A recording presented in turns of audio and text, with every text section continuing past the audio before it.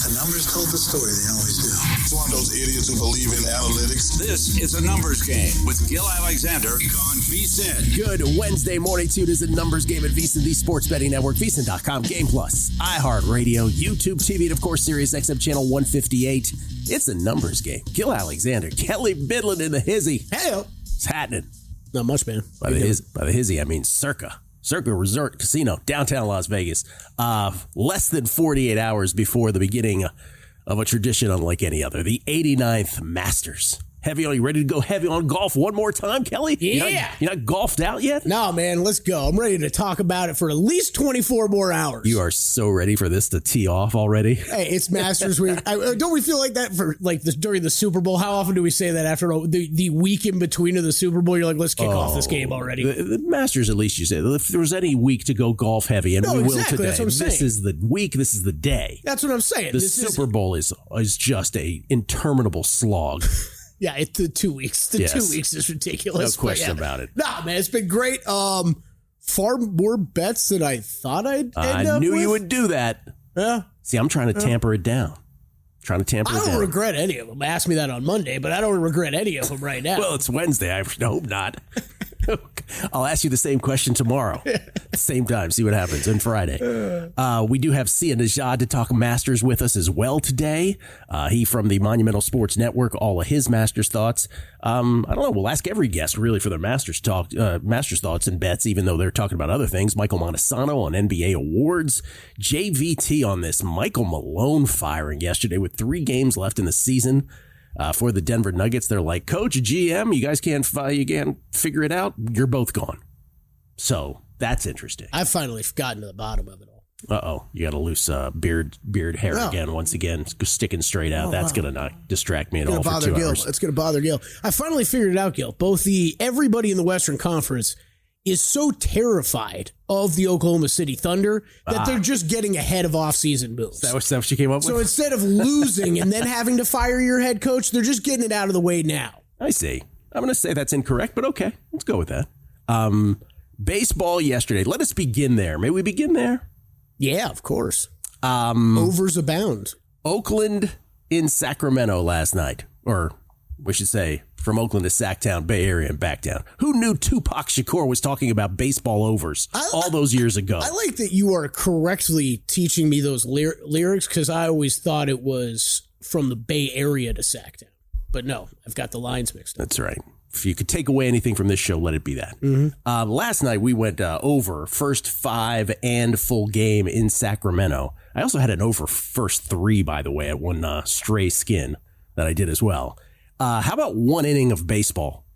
Yeah, at the end of 1, it's your Athletics 6, the Padres 3. Over. They are never that easy. Let's just point that out. If you're new to betting, if yesterday was your first day of betting, and that was the first bet you ever placed, do you think there's somebody out there that was the first bet they ever placed? Oh, man. Because just quit now. That's a great question. Just wrap it up after that one. Probably. Yeah, no, it does not get it. It does not get any easier than that one. As Oakland rolls to a 10-4 win over the Padres. And the question becomes, and again, for those who missed it, my explanation of this has to do with the Athletics, primarily their roster construction, how it conformed to a lot of foul ground in Oakland with fly ball pitchers, and how now when they make the transition to Sacramento, well, that will result in overs because a lot of these balls that would have gotten caught in Oakland continued to be pitched to the opposing batters. And when you have 2 fly ball pitchers going at it in these scenarios, we just keep betting the over. Today, once again, guess what? Guess what? It's not rhetorical. You're in. 2 fly ball pitchers. Once again, now I haven't bet the first 5 yet because I didn't see it before the show, but I did bet the over in the full game. I will add the first 5 as well. Oakland, again, not Oakland, the Athletics, pardon me, hosting the San Diego Padres. Dare you? Randy Vasquez going for the San Diego Padres. Osvaldo Bido going for the Oakland Athletics. Guess what? Not the Oakland Athletics, the Athletics. Fly ball pitcher. We're going over again. Now, they did adjust to 9.5 this time.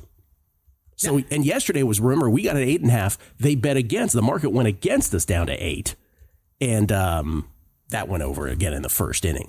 So Over 9.5 is the play, and I'll do a first 5 here by the end of the show, probably by the next break. Now, question for you. I wanted to ask you. I mean, 9.5. Do you think we're seeing is that 100% park adjustment in what we've seen go on so far, or does this have to do with pitchers, or is it most likely just a little bit? It's their first adjustment. It's their first adjustment. Yes, Okay. It's their first adjustment for sure.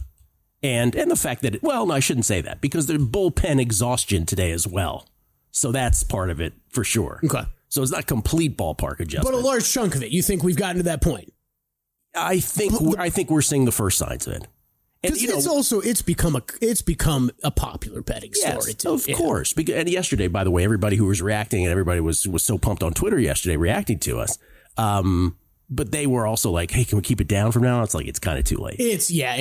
It's out. It's out there. By the way, real quick, for those who are interested, I do have a tennis bet that's about to start in Monte Carlo. I'm on Francis Tiafoe, big foe. Nice. Against Alexei Popyrin.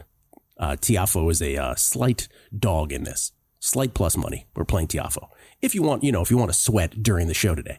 Back to baseball for a second. The other implication of the Athletics win over the Padres is that we kind of hit a de facto, not an actual bet, but we hit a de facto 3-team parlay yesterday that keeps the race to 10 alive. Can you believe that this is still alive?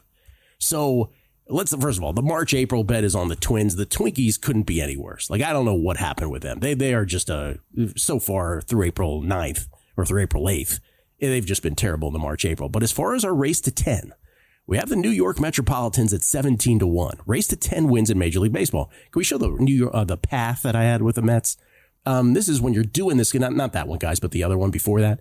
When I'm doing this handicap, you go through the games, right, and then the series that the team is about to play, and you sort of project what their path is. And this one is to a finite 10 wins. And so on the left, what we have here is the projected path that I had them going to 10-3, which is to say, and remember when I first talked about this Mets bet, race to 10, I said, let's say they only go 1-2 against the Astros to start. By the way, the other thing about that thing last night, before I forget, Fezzik immediately texts on the group text yesterday, I'm going under, let's bet dinner on that Athletics game yesterday. So within one inning, I have a dinner at Delilah's courtesy of the brash, schmack-talking Steve Fezzik. No dinner will ever taste as good. I was going to ask you where. You beat me to the punch. You picked one of the correct options. He picked it for me. Because my follow-up was going to be like, is he going to use like a Caesars out here? But no, you went Delilah's, you're making him pay. Here's the thing with Stevie. Yappity, yap, yap, yap. But there's a couple sports. I just keep my mouth shut. I'm like, okay, Stevie, you want to challenge me on this? Go ahead. Anyway, back to the Mets. Projected path, 10-3. And I said when I talked about this originally, I was like, Houston, let's say they go 1-2 against Houston. And by the way, Stevie did say, if they go 1-2, they're not going to win this. He might be right about that. But then I had them sweeping the Marlins, going 2-1 against the Jays, sweeping the Marlins again, and winning that 10th game to open up at Sacramento. So it didn't quite go that way. They did go 1-2 against Houston. The Miami and Toronto series were flipped based on what I had them at. And Miami, they've won the first 2 games. So basically, they're exactly where I thought they would be. The New York Mets at 8-3. Here's the thing now. In these standings in the race to 10, the Padres lose to the Athletics. They're 9-3. The Dodgers lose again to the Nationals. They're 9-4. The Dodgers have lost 4 of their last 5 after starting 8-1. The Cubbies win yesterday. Remember, the Cubs play that initial 2-game set before the actual domestic season started. They played that 2-game set against the Dodgers in Tokyo. Was it in Tokyo, I believe, to begin the season? Kelly's looking at me like, I don't know. 9. So the Cubbies right? Yeah, I believe so. They beat the Rangers. So they're 9-5. So the Padres, Dodgers, and Cubs all have 9 wins. They've got the inside track. Any of those 3 teams can win the race to 10 today. And by the way, in most of those cases, they're all favored. I think they're favored in all 3 cases, some more dramatically than the others. Our Mets for this market, 8-3 now, with the Giants having lost yesterday at 8-3 and the Rangers having lost at 8-4. So here's the Dilliosis. We have to hit a de facto, after hitting the de facto 3-team parlay with the Mets win and the Dodgers and Padres losses yesterday, we have to hit a de facto 4-team parlay today, which is a Mets win. And the Mets will get the first crack at it this morning, once again hosting the Marlins. They ought to win that. And we will have the ultimate tease, right? We will have the Mets get to 9 And then either the Padres, Dodgers, or Cubs will win one of their games today, get to 10, and we will be knocked out of this. But if we hit this, that the Mets win today, and let's just say the Padres lose to the A's, the Dodgers lose to the Nationals, and the Cubs lose to the Rangers. Hey, anything is possible. I believe Kevin Garnett once said that. Then what would happen is, this is exactly what he meant for the race to 10. This is exactly when he screamed that, he was like, anything is possible in the race to 10 in 2025. If that happens, all of the teams pictured on the screen, including the Giants and Rangers, everybody's idle tomorrow. And then it would be a decision on Friday. And why do I say it will absolutely be a decision for the race to 10 on Friday? Because the Cubs play the Dodgers. So we will have a dead heat. If that scenario happens today, which again is a long shot to happen, but if it does, we will have a dead heat of some kind on Friday that will either include our Mets or not. Because none of them play tomorrow, and because the Cubs play the Dodgers on Friday, we are guaranteed someone, Right. at least one team gets to 10. So the best we can do is a dead heat of 2, but most likely what happens is we're knocked out today. But the fact that we're still talking about this, the date, when the Mets were busy starting 2 and 3 because they've won 6 in a row, and the fact that we've ended up right where we thought we would end up, and the Dodgers just stopped winning baseball games, is pretty incredible. So looks like we're about to have the ultimate tease, but you never know. None of those teams are huge favorites today, though. Dodgers minus 180. I mean, they're the biggest. It's the biggest. Padres dogs against the A's. Yeah, Kelley guessing lines on baseball. I would not have had that. Let's not do that. We'll come back and we'll talk some golf. JVT will join us. Talk NBA. It's a numbers game at VSiN, the Sports Betting Network.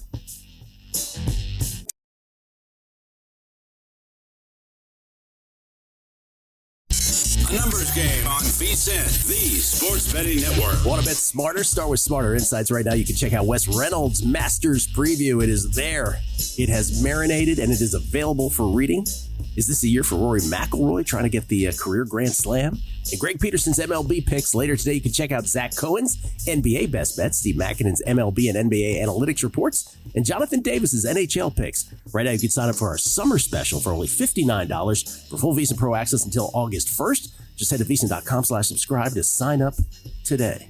Never used to being on camera when I read the promos there. Hoops right back at it, huh? He doesn't hibernate for a week or two after? No. Hoops. There's two things with hoops. Hoops.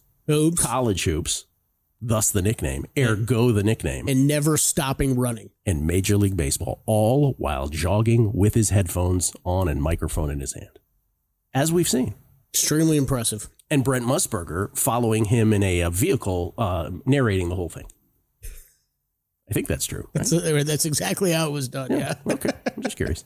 We get tweets at Beating the Book. This is from Mark Calloway. He says, how about the overhitting in the first inning, but the Padres team total not clearing last night? Yeah. 4.5 on the Padres team total. That's not fun for those who had the over there.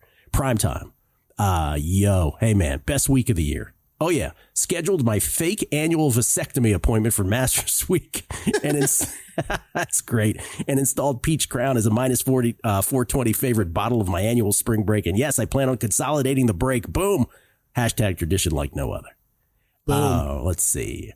Seth Holycross. Morning, guys. I found your show after taking betting seriously this year. Great show. Thanks for what you do. I love baseball. And he says, we are 16-5 this year so far while watching your show and using angles from 1980. Haha, let's go. There you go. I don't know what that part meant, but okay. 16-5 is 16-5. That's right. I think he's just calling you old. I think that's what it was, Gill. Maybe it was. Well, I do remember 1980. And I do not. And what of it? That's my point. Ladies and gentlemen, let's talk some multiple sports, but maybe NBA first and foremost with Jonathan Von Tobel, our senior NBA analyst, courtesy of the Progressive Guest Line. You can follow him on Twitter at JVT.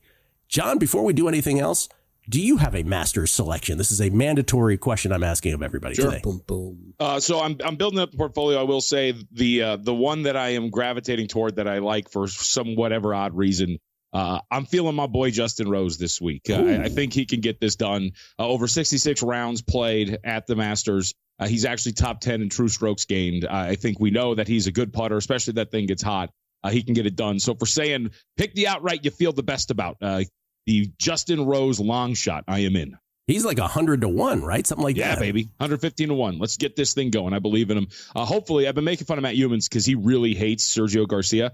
And I really hope that it comes down to a Sergio Justin Rose playoff once again, because Humans did have Justin Rose that year, and he ended up, of course, not winning that thing. So I kind of hope for that as well. Sergio came up on the Beating the Bookmasters podcast. He's been playing very well, right? Sergio been playing excellent over on Live. Yeah. Comes in with the most strokes gained on the Live season of all the Live golfers into the Masters. Uh-oh. Watch out for Sergio. I like the Rose selection, JVT. I considered him for a first-round leader bet. Didn't end up making it, but I considered it. What was his first round number? It was like 60, 70-1. Oh, I don't. Okay.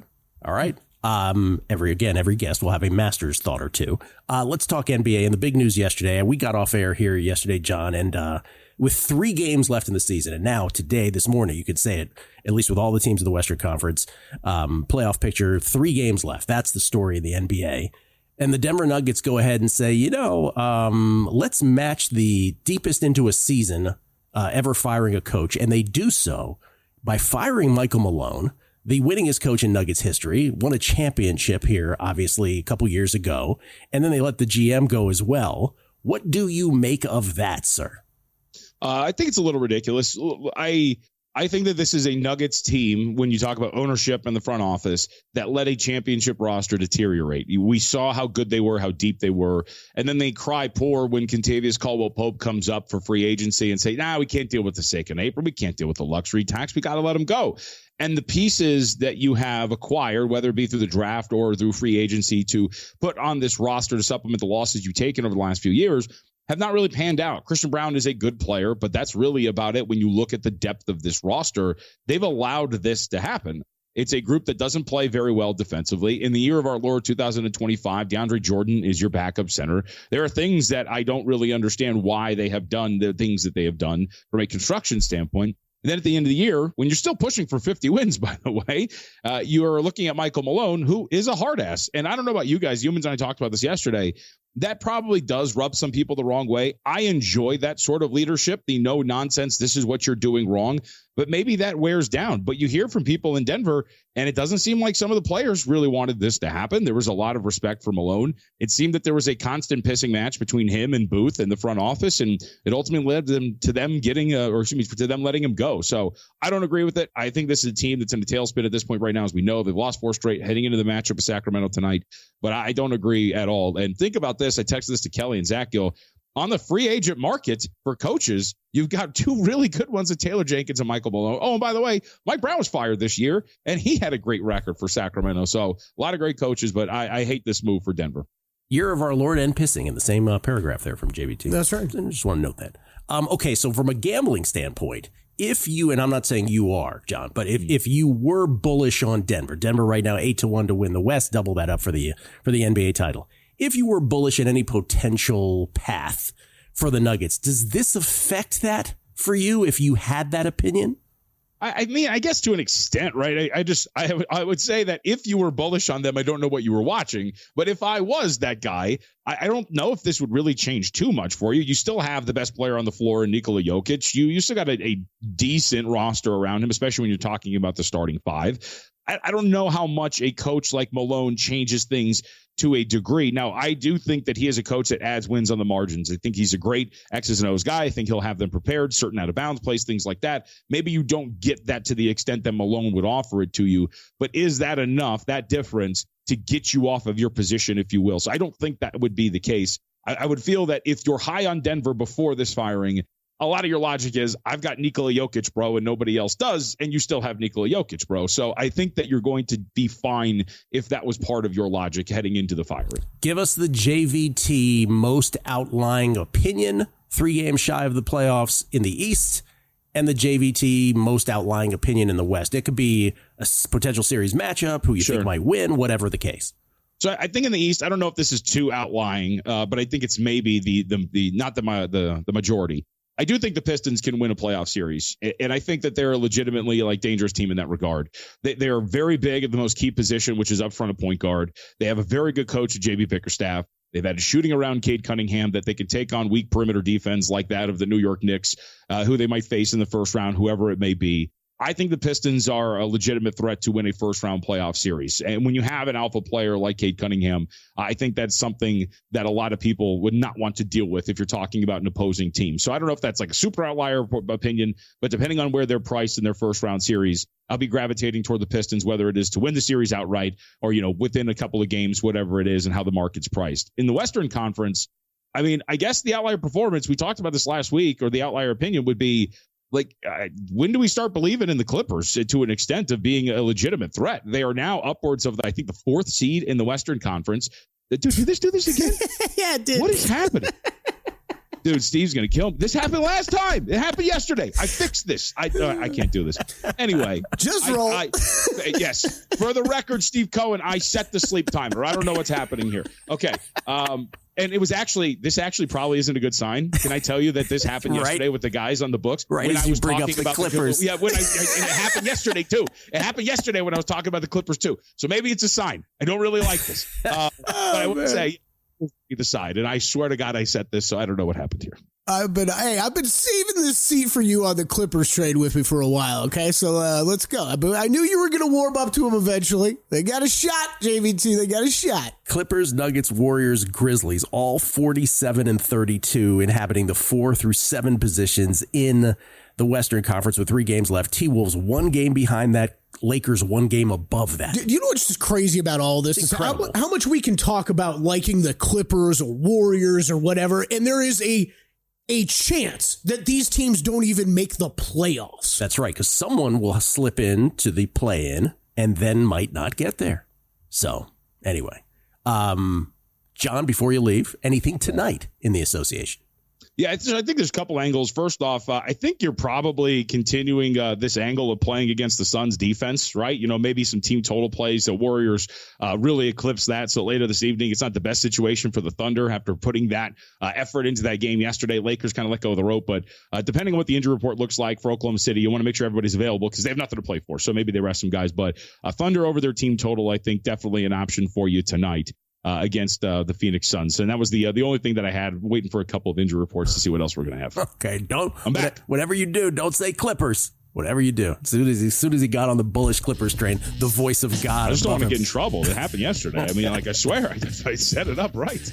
Thank you, John. Enjoy the games. Good luck with the bets, and we'll talk to you as the playoffs begin, man. No more of this regular season stuff. Yep, looking forward to it. Thanks, guys. My man, Jonathan Von Tobel at me, JVT. All right, enough messing around. The 89th Masters next, right here on a numbers game at VSiN, the Sports Betting Network. A numbers game on VSiN, the Sports Betting Network. The Masters is here, and our partner Profit X is offering the best odds all tournament long. Profit X is a peer-to-peer sports exchange available in 40-plus states. The first of its kind in the U.S. You'll be able to make your sports picks against other groups of fans rather than against sports books. Exchanges guarantee you the best odds on average by 10 to 20%. And by the way, let me just say this. I think they might be even short selling that. You can even request your own odds. Download Profit X today with code VSiN and earn up to $200 in profit cash over your first month. Check it out. And when I say check it out, I mean check it out. Seriously. Like this is one of those weeks. I mean, you should already have checked it out, but if you are doing proper price shopping and looking at stuff, you have to look at the exchanges, look at Profit. You're going to find some of the best numbers out there to bet. Big foe. Right there. Big foe break.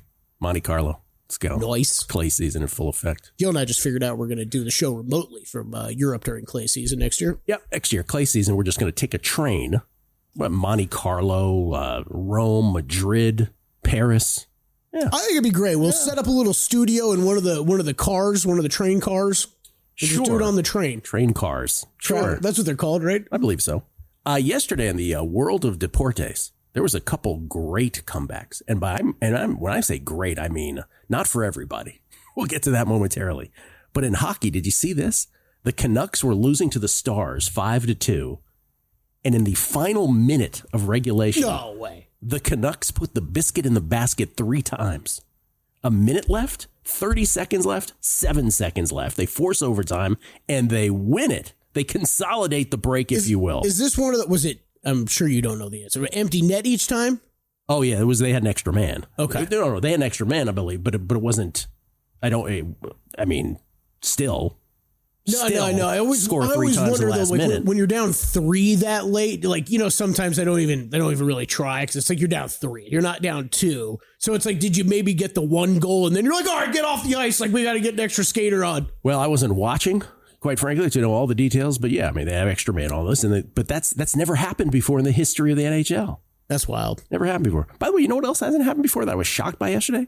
The Celtics won their 33rd road game. It's never happened before. The Boston Celtics, storied franchise, they'd never won 33 road games. I thought that was amazing. The Celtics as a franchise? Yeah, okay. I thought that was amazing. The other comeback, and this is the one that's not as fun for some around here. Get it out. Get it out. So Kelley Bydlon, my little buddy over here, he had the Timberwolves minus, was it 3.5 yesterday? 3.5. Gill. Against the Milwaukee Buckaroos. I don't even know what we closed, like 6. Yeah, 6. T-Wolves winning by 24. Early fourth quarter. I mean, it's Katie barred the door, right? That's over. I mean, Gill, tell me if I'm wrong here. Tell me if I'm wrong. I did the thing that you should never do as a bettor. No. I'm like, I have 24 points in the fourth quarter. This is over. There's too many other good NBA games on. You turned away. I'm flipping TVs and I'm marking it a winner, Donnie. Like, this is over. In the words of Chucky Booker, you turned away. Yeah, Bucks 110, T-Wolves 103. Good God, what a turnaround. 39-8 run to close the game. Is that good? 39-8. By the way, in a game of massive implications for the Timberwolves. Yes. It should be noted because the Timberwolves now are in the 8th hole, as we just mentioned, a game behind that entire, cluster of teams, Clippers, Nuggets, Warriors, Grizzlies. So in the 8th hole, remember how the play-in works in the NBA, I guess, for those who need the reminder, because we haven't said it yet. 7 plays 8, 9 plays 10. 7-8 winner is your 7 seed in the playoffs per conference. The loser of the 7-8 game then takes on the winner of the 9-10 game. Loser of 9-10 eliminated. Winner of loser 7-8, winner 9-10 becomes the 8th seed. Hope that made sense. So sorry about that, man. Yeah, at least your Warriors took care of business last night. I have a feeling that's probably my last sizable wager of the NBA regular season was that Warriors game last night. As JVT was bringing up, this Suns team is just, they're toast without KD, and there's very little effort going on out there. I want to say there has been, right? Because there was the whole Brooklyn Big Three, but like the Suns Big Three, quote unquote, might have been even worse in terms of their body of work. I want to make sure because the Brooklyn Nets Big Three, they were never on the court at the same time. Really, right? There was a lot of that, and what we had the Durant with the foot on the line, that's right? The toe on the line. That's right. Who knows what could have happened? This was just an abject disaster. Talking Booker, Durant, I think it's going to be Beal. really fascinating how we look back at Kevin Durant and his career in 10, 15, 20 years. I'm always amused by the people that try to burn the Warriors by saying, oh, you did war with Durant. No, they won 2 without him, 1 before and 1 after. Like, that whole narrative is nonsense. Yeah, and Durant is the guy that you should be looking at and be like, well, he kind of freeloaded on them. Mm-hmm. I don't. Even though on those 2 teams, he was arguably the best player. I get it. But I'm just saying, you're right. The legacy is a fascinating thing. He was, and I think there's a lot of, I lost a little bit of respect for him even back then when he chose to go to the Warriors. He has, what we used to call Dusty Baker in San Francisco. When Dusty Baker was the manager of the Giants, we used to say he had rabbit ears. What does that mean? That he listened to sports talk radio every night. Yes. Right? And we know this about KD is too much of that. He's probably listening to us right now. He's got burner accounts and everything going. Yeah. Yeah. That's right. He's listening to us right now. There was no, I know we're going back a lot of years now, but there was that part of me like, hey, you want to be a star player in the NBA and go down, you don't go join up with Steph to win a ring. You go do it on your own, man. That's what them kids do today. Well, the Miami Heat did that, right? The whole I'm taking my talents was all about that. That's a generational thing in the NBA. The people of a certain age, but that was more like the 3 of them coming together. You know what I mean? That was like KD just latching his. Yeah, you can explain it off all you want, but let me just say, Michael Jordan. No one was going to play with Michael Jordan. They were like, no, we're trying to beat him. That was how it was back in the day. And that's my point. I wish these guys would all still look at it that way. Yeah, different generation. All right, the 89th Masters, a tradition unlike any other from Augusta, where you have and we'll go with the topic sense here. Once again, the Masters, of course, the most predictive of all golf tournaments from year to year in terms of the predictive nature of each of the course at Augusta. You have a 7,555 yard course where scoring on the par fives is the key of it all. And I just want to seize, obviously, now you have Scotty Scheffler and Rory McIlroy, who are the short shots to win it all. And then it's double digits for everybody else. You and Matt Brown were kind enough, before you did all your long shot stuff yesterday with Wes, you were kind enough to do the Beating the Book podcast on the Masters. That's available for everybody as well. And Matt's topic sentence, which we didn't start with, but we got to shortly thereafter, and I want to see if you agree with this, because this is a way to contextualize this tournament, is that Scheffler and McIlroy obviously in play. But after that, his point was that then that entire group, Rahm, Morikawa, Schauffele, DeChambeau, Aubert, JT, right? You have this Koepka, Matsuyama. You have this group that he said after the top two, Scheffler and McIlroy, where they're almost all not in top form. And so it makes for a very weird dynamic this year where your bets, I'm paraphrasing Matt because I don't want to hold him to it literally, but basically your bets, one of your instincts ought to be to jump over that group to take a long shot. Am I paraphrasing him correctly? And do you agree? I would phrase it more as I think I think you did a great job at the beginning. There are major questions at some point in the middle group. Yes. I think more of the point was look right at the top of the board, or I can make just as good a cases for some guys that are further back as these guys that are in this mid range. That's better said. Yeah. It's better stated. Correct. That yes, Scheffler, McIlroy in play. But the guys beyond, because Matt ended up on Rory too, so like he's one of the top two though. But I'm saying like that group afterwards, which in any other tournament, right? You'd be like, oh well, I like Morikawa, I like Aubert, I like Koepka, whatever. That it's just because of Liv. Also, you just don't know with a lot of. We could just go down the list right now. Rahm, okay, he's finished top 10 in every Liv event he's played this year. Live fields are not very big, though, Gill. He hasn't won one. Right. Like, that's a little bit of a concern. I think John Rahm's still one of the best players in the world, but it would be nice to know if he had won heading in. Colin Morikawa, he's struggling to win these days. And if you go back and look at where his big wins have come, they came during pandemic times where there wasn't people on the golf course, there wasn't fans out there, and he's had trouble closing on Sundays now. Xander Schauffele coming off of injury. Xander could be the one. He could be the sleeping giant that nobody's thinking of. I keep saying it, been saying it the past couple of days, Gil. You find Xander mid-20s, you want to bet him. I have no problems with that because he could absolutely come back and look like he did last summer, where he looked like one of the best golfers in the world, winning 2 majors. Bryson DeChambeau, I think there's going to be a lot of excitement for him. I actually think he's one of the guys I have less questions about. We have seen him win a major in the past year, but he hasn't performed as well as some of the other guys on the Live Tour this year. Ludwig Oberg, Justin Thomas, Hideki Matsuyama, I will group all three together. All three of these guys could win this tournament. They are 3 of the absolutely top 10, probably top 5 players, top 10 players on the PGA Tour. All of Oberg and Matsuyama have both won this year. All 3 of them, though, have not put together any consistent stretches of multiple weeks. And then Brooks Koepka is not Brooks Koepka right now. So, yeah, you can poke holes in all those. All right. What Kelley did bet his entire card. Can we finally do that? Your entire card, yeah. On the other side, some some NFL draft stuff as well. We'll get to that. It's a numbers game at VSiN, the Sports Betting Network.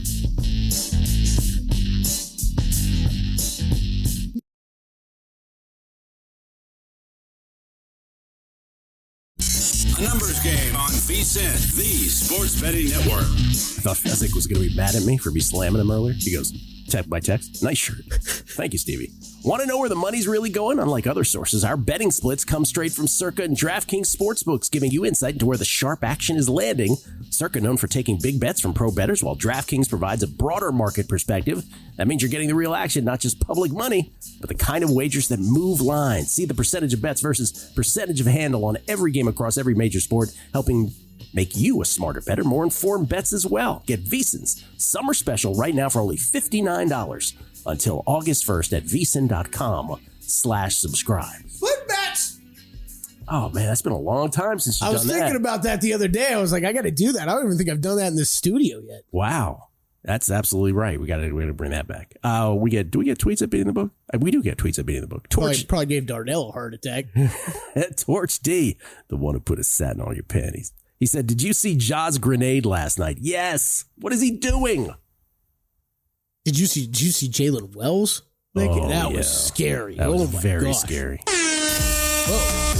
Not yet, guys. Not yet. I know it's me. I know you're very anxious. Just got to get through the tweets. Chad Lee, JVT joining the ranks with the bear and Dr. Bob with a potty mouth this morning. Wasn't really qualified as a potty mouth. Oh, yeah, no, that's fine. Yeah, that was just that he said fine. Year of Lord, and then he threw out that word. I do chuckle. He uses it often. I do chuckle. Anytime you say the Year of Our Lord 2025, it's comical. Sorry. 3 Jack H3131. Another day goes by and the numbers game increases its bouginess. Yeah, we're getting insufferable. He said, "Why? Just because we want to go take a train around Europe to do the show? What are you talking about?" He says, "Now we're riding in train cars and sipping martinis on our way to Monte Carlo. Just remember to book a slip for your yacht and hold those pinky fingers high." It's a good point about the slip for the yacht. I'm not a martini guy. I would hate to own a boat. Just have your friend own a boat. You find friends that have That's boats. Right. You don't buy boats. Cheap prop bets. Durant likely to tweet at you from a burner account for your comments. How dare you question him? And Jack in a Prius 2.0. Yo, I wasn't going to bring it up because the pain is still so fresh and raw. But since you did, I actually had the Stars minus a goal and a half in that game last night. By the way, Zalatoris is my Masters pick. And Jason Weingarten has just retweeted the show schedule, so we know he will be here later. That's news for me and Kelley. That wasn't for you guys. That was for us. Dan Groeschel, how about the Guardians Sox game yesterday? Nada por todos. Then a walk-off walk in the ninth, extending. Unrelated, how soon is too soon to pay attention to a certain streak happening for a certain Chicago team named for a piece of clothing? Oh, man. Speaking in riddles now. I think he's talking about the Sox and not the Cubs. That's correct. And Jim Fouch, would you use Wes Reynolds' approach to construct DFS rosters for the Masters? I'll cede that one to you, sir. Would you use Wes Reynolds' approach to construct DFS rosters for the Masters? I guess I'm going to read into that a little bit and assume you're talking about some of the stat modeling that we do, and absolutely, I would say yes. Yeah, absolutely, yeah. It applies the same way. There is. If you live in states, I mean, frankly, I haven't gotten into golf DFS at all because I cannot play I cannot play DFS of any kind here in Nevada. If you're a golf bettor out there, though, most golf bettors that I know, Gill, that do not live in Nevada, yes, they absolutely play DFS along with betting golf weekly. White Sox, by the way, and a lot of that is because you can find. What you'll often find is some of what the salaries are for DFS for golfers will be off from what the betting odds are. Yep. So you can find value, just like you're finding value in outright market prices, you can find value in some of the DFS. You know who's a big DFS golf guy? Todd Wright, our buddy. Makes sense. You know, White Sox have lost 6 in a row, by the way, just to clarify. Okay, now, time to go country clubbing for the Masters. Oh, yeah. It's been a busy week. I forgot about this couple times. You think Hootie used to jam this, used to rock this in his office? I'm really much appreciating the crew back there now. Have you seen this? Wyatt's up and down. Savannah's waving the phone. That's Rob back there. There we go. Wow. I don't want to hear this music in the Butler cabin ever again. I know we don't have a Max Homa problem this year, but we might have a Daniel Berger problem. Let's take care of that real quick. All right. Let's hear everything you bet. Let's hear it all. You went crazy, didn't you? I had someone ripping me on Twitter for one of my bets having to do with Max Homa. Max Homa in such bad form right now. I love the guy, but he is an easy target. Someone tweeted, did you really lay minus 118 with Zach Johnson in a matchup over Max Homa? Yes, I did. Yes, I did. Max Homa is a disaster right now. They started this up. The most egregious, aggressive bet you made, I'll be just again, for people who missed it yesterday or missed the podcast, you are picking on Bernhard Langer in a matchup also. Yeah. I might as well get those two out of the way because they're the kind of, well, actually, I have a ton of tournament matchups. This isn't a tournament matchup. It's top German in the Masters. Yeah. Steven Yeager, there's only 2 of them, so it's basically a tournament matchup. I played Steven Yeager and I laid minus 325 over Bernhard Langer. Yes. Can I tell you something? I hope Bernhard Langer gives you a scare. I don't want you to lose, but I hope he scares you. He has before. Picking on an old man. He also had an emotional press conference yesterday because this will be his final year. Masters, yeah. So that's the thing about the Masters. Again, just to be serious for a second, you have a have a small field to begin with, right? 95, I believe, is the current number. Yes, 95. Yeah, 95, and then you have about 20 dudes, 15 to 20 guys, the Jose Maria Olazábals of the world, who have no shot whatsoever at winning this tournament. So it becomes this really small tournament where almost everyone will make the cut, oftentimes as well. A lot of the main contenders. And so you still have a cut at 50. It's just a different animal. Anyway, go ahead. Yeah, it really is. Probably don't have time for it now, but I had a really funny interview with Bernard Longer one time. Oh, yeah. He's just, okay, real quick. He's just, it was at a Champions Tour event, was able to grab him, did that whole, I'm like, there's Bernard Longer, let me grab him for an interview, see if he'll do one quick. He was very okay doing the interview. I just have a feeling this is him kind of being German, but it was like him very okay doing the interview. He looked miserable throughout the entire time and then wanted to talk with me after for 10 more minutes. Oh, nice. Was like the nicest guy ever, but he looked miserable the entire time I was talking to him. But he felt the joy of Kelley Bydlon. That's right. He felt the joy. Felt the joy. All right. Outrights for the Masters. I am in on Rory. I got him at plus 735. I think it ends now. The career Grand Slam drought. It's finally over, Gill. Rory gets home. He slips on the green jacket on Sunday. He's a happy guy. I'm a happy guy. A lot of bettors are happy people. This is his 11th try. 11th try. He is coming into this tournament in better form than he has in any of those others for his attempt to close this out. So really do like Rory this week. I think that pricing between him and Scheffler should be a lot tighter than it is. They are definitely the top two guys, though, in this field. This is no disrespect or shade or anything against Scottie Scheffler. I think he can still and probably still will have a great Masters. The way I would describe it, Gill, is I think Scottie Scheffler probably has a higher floor this week. Rory McIlroy has the higher ceiling, and I'm going to bet on that with the chance for him to complete the career Grand Slam. So Rory in the outright market, also cover him with the top 5, and then Shane Lowry was the only other outright that I did add this week, covering him with the top 10. In that market, 45-1. I still saw 45-1s out there yesterday on Shane Lowry. Really like what he's doing with his iron play right now. If it's around the green play is going to become important at some point this week. It always does during the Masters. He's one of the better guys out there when it comes to scrambling and around the green. Really like his ability to show up big this week at Augusta. Other outrights I bet earlier in the season, Akshay Bhatia at 90-1, Sepp Straka at 100-1. Gil, I know you're in on Sepp. I would absolutely bet Sepp at current price too. I think it's around 70-1. I think he's a good bet at current price. I added on top 5 and top 20s on Sepp Straka. So I went top 10. Interesting that you did the other two. Yeah. I did it for a little bit of the top 5 to cover my outright and then went heavier on the top 20s. Top 20s, plus 160, plus 180. Was waiting for Circa to post prices, so I did add a couple of these bets last night. Welcome, Las Vegas sportsbooks, to the Masters. That's right. Collin Morikawa, one of my bigger bets is Collin Morikawa this week, just in the top 10 market. I'm not betting him anywhere else. I think there are trust issues with Collin right now and whether he can close out these big tournaments. However, history at the Masters, history in majors, how well he's done this year. He checks all the boxes this week. Wouldn't be a surprise if he wins. I'm just going to play him in the top 10 market, though. A couple other top 20s that I really like. Robert McIntyre has played really well this year on tour. We always talk about lefties and how their game should set up well at Augusta. I think Bobby Mack could have a big week. He is a guy that I bet multiple times in the top 20 market. Then another guy I bet pretty heavily in top 20 market. I have no interest in outright bets on this guy.